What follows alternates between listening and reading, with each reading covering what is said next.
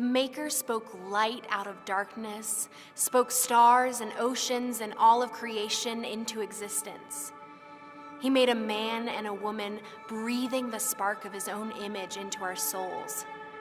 We were designed to live in harmony with our good God in his garden, blooming with every single beautiful thing. And then we rebelled against God and his way. In our shame, we tried to hide from the consequences of our sin.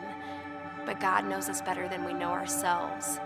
He sent the man and woman away from his garden, and their descent set the pattern for humanity. From that day to this, night fell and darkness reigned. Generation after generation, we built towers and empires. We waged wars and chased wealth. We set fire to the truth and then wondered why we were spiritually homeless. We were ever searching because our heart's desire is to be united with our Creator. But we lost the map back to God as we found lives crowded with chaos and sorrow. Still, God spoke to us through his creation and his Spirit. He continued to reach out through prophets and promises, foreshadowing a long-awaited rescuer, a Prince of Peace who would defeat sin and death and lead us back to the Lord. Every God mystery and miracle drew people closer to him for a while, but night after night they turned away again. Was there no light that could overcome this darkness?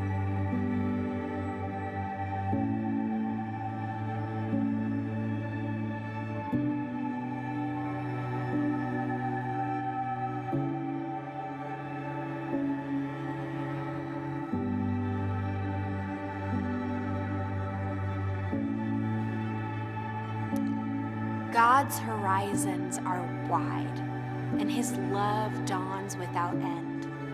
So when the time was right, he wrote a new hero into the story.